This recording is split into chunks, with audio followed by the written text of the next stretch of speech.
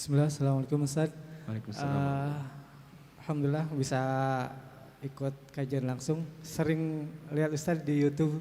Oh iya. Eh, Bahasannya sangat-sangat lugas dan benar-benar keren lah gitu. Yang mau saya tanyakan, kenapa eh, kiroat yang selama ini terkenal lah kalau pakai Imam Hafiz gitu, bukan imam yang lainnya gitu. Apakah memang yang dipopulerkannya atau bahasa Quraisynya yang itu gitu, ataukah seperti apa? Ataukah pas waktu kalau nggak salah waktu itu Ustaz di YouTube itu bilang pas pengumpulan itu waktu Khalifah Utsman ya, pas dikumpulin waktu ada perang ya. Terus bacaannya beda-beda. Nah, akhirnya dari situ disatuin. Nah, ketika disatuin itu apakah di situ yang pas generalisasinya itu Imam Hafiz juga ataukah yang mana gitu? Seperti itu. Terus yang ketiganya menyambung tadi yang imamnya kurang baik ya. Kalau tadi di mall terus di mana gitu. Kalau saya di imam tetap, Ustaz, kayak adalah imam di Perum ya. Yeah. Saya dulu tinggal di Citra, tapi kalau mertua di Cipondoh Makmur, itu imamnya itu nggak ada yang tetap gitu. Jadi imamnya itu gonta-ganti, yang masih jamaah situ juga, tapi bacaannya aduh gitu. Jadi kadang dapat imamnya yang bagus, kadang dapatnya imam yang jelek gitu. Random. Dan iya random, jadi kadang kita bingung, aduh ikut sholat nggak ya gitu. Cuman pilihan masjid cuman ke situ doang gitu. Jadi mau kayak tadi mufarokoh gitu. Yeah. Ini gimana ya? Kalau sekali sih kayak tadi di bandara kan nggak apa-apa. Tapi kalau masjidnya mesin komplek tuh kita datang terus ke sana, itu gimana tuh? Yeah. Itu Ustaz. Assalamualaikum warahmatullahi wabarakatuh. Waalaikumsalam warahmatullahi wabarakatuh. Ada 3 pertanyaan.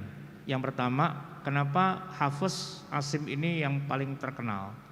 Jawabannya pertama karena paling gampang, ya. Yang kedua paling luas pengajarannya, ya. Boleh dibilang hampir 90% dunia Islam itu semua pakai Hafiz. Sedangkan yang lainnya, yang 7 itu, bahkan yang masih ada tinggal kira-kira 4 aja. Yang 3 lagi itu udah punah. Punah tuh maksudnya tidak ada masyarakat suatu negeri yang bacaannya kayak gitu kecuali adanya di buku dan di kampus, di tempat pengajaran. Secara teoritis iya, tapi secara praktek di tengah masyarakat nggak ada lagi. Jadi yang paling gede nomor 1 terbesar itu Hafiz Asim kita, terus Warsh tadi ya, Qalun gitu ya, dan selebihnya yang kayak Ibnu Katsir gitu, yang kayak Kisai gitu tuh hampir nggak ada negeri di mana yang masyarakatnya tuh baca itu tuh nggak ada. Jadi cuman ada di museum, cuman ada di lab aja gitu istilahnya. Secara teknis di lapangan nggak ada. Walaupun kita punya karena ditulis dalam buku dan diteorikan dan ada yang mempelajari, ya tetap ada sih terlestarikan gitu ya. Dan sebenarnya yang tadi yang Warosh dan sebagainya itu juga cuma sedikit di Afrika tuh cuma berapa gelintir aja gitu. Baru setelah ketemu Syekh bin Baz dan kemudian dibuat di Jamiah Islamiyah Madinah baru menyebar ke seluruh dunia. Dan sekarang insya Allah nih kita Kementerian Agama Indonesia akan menerbitkan mushaf Qalun. Mushaf Qalun, Pak. Wah, ini kacau nih. Nanti kalau sampai terbit orang pada ngamuk nih kan. Kementerian Agama udah liberal, udah sekuler karena menerbitkan mushaf yang tidak sama dengan mushaf dari zaman nenek moyang kita. Makanya saya bilang, hati-hati kalau nerbitin mushaf ntar orang pada salah paham. Qalun, Pak, gitu. Emang udah banyak yang baca pakai Qalun? Belum. Nah, makanya harus disebarkan dulu pemahamannya baru kita terbitkan. Atau kalau mau jangan dijual bebas. Hanya boleh diberikan kepada orang yang memang menguasai ilmunya dan dia ngajar ilmu itu, dan ini mushafnya gitu loh. Nah, kalau dijual bebas di mana-mana, rame ntar gitu ya. Jadi nanti harus ditulis tuh di depan mushafnya ada muqaddimah dulu ilmu qiraat tuh seperti apa dan ini contoh dari Qalun gitu ya. Karena ini barang baru yang buat masyarakat Indonesia aneh. Jangankan Indonesia, seluruh dunia Islam tuh aneh gitu. Nah, memang yang paling top adalah riwayat Hafiz kita ini gitu ya. Itu yang pertama. Kalau yang kedua tadi apa pertanyaannya? Waktu Utsman, penyeragaman Utsman, ya. waktu Utsman. Nah, waktu Utsman belum ada qiraat yang itu. Tadi kan kita bilang Ibnu Mujahid 324 Hijriyah menulis buku Al-Qiraah As-Sab'. Nah, jadi qiraah sab'ah yang kita kenal ada nama Qalun, Warash, Hafs, bla bla bla itu di zamannya Ibnu Mujahid. Di zaman Utsman bin Affan belum ada nama-nama riwayat perawinya tuh siapa tuh belum ada. Ya, sebagaimana di zaman sahabat tidak ada hadis rawahul Bukhari, itu enggak ada, Pak.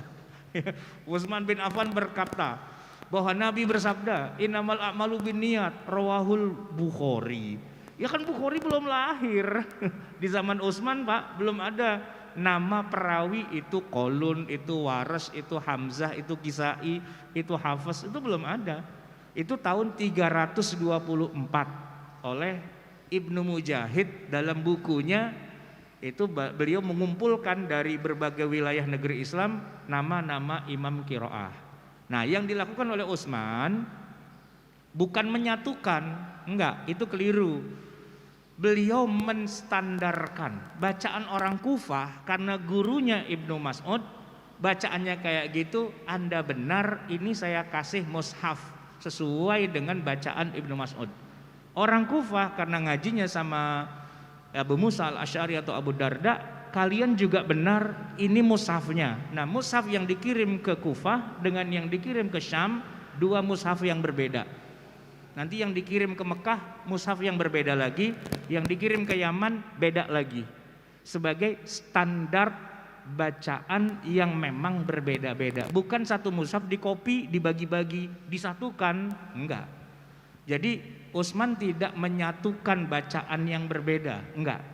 Tapi menstandarkan bacaan yang berbeda sesuai dengan apa yang mereka terima dari Rasulullah. Ibarat kata, Hisham bacaannya begitu, begitulah, ini mushafnya. Umar bacanya begitu, begitulah, ini mushafnya. Jadi diakui dan distandarisasi, itu maksudnya dengan segala perbedaannya itu diakui, gitu ya. Nah, yang terakhir masalah imam setempat bacaan hancur. Itu mah bukan problem antum doang. Saya aja masjid depan rumah kayak gitu, ya, dari dulu, dan bikin malu saya aja gitu loh. Soalnya apa? Mertua saya datang, ya, belum lama dia bilang, itu imam belum diganti juga tuh katanya. Bacaannya Pak enak, tapi makhrajnya salah semua. Alladzina hum an salatihim sahun. Sahun. Ya kita sakit di kuping. Bukan sahun, bukan pakai ha. Alladzina hum an salatihim sahun. Saha. Saha itu artinya lalai. Sujud sahwi pakai ha, bukan pakai ha. Tapi dia baca alladzina hum an salatihim sahun. Enak tapi salah. Ya kan mertua saya tahu Pak kayak gitu. Dia komennya ke saya, "Emang belum diganti juga tuh imam?" Ya bagaimana saya mau ganti, orang masjid itu masjid orang, bukan saya yang pengurusnya. Kalau saya jadi pengurusnya, saya ganti. Nah, masalahnya saya nggak jadi pengurus gitu. Terus gimana?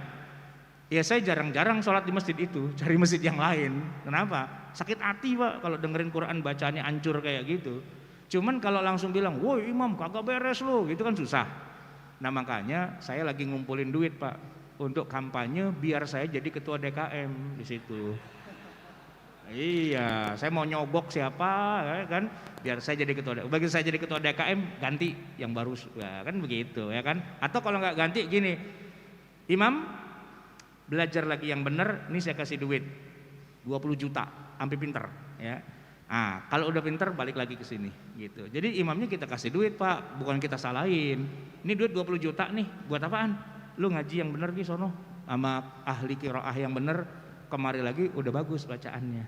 Nah, sementara lagi konsentrasi belajar aja yang rapi, nggak usah ngimamin dulu gitu kan. Nah, biar dia senang.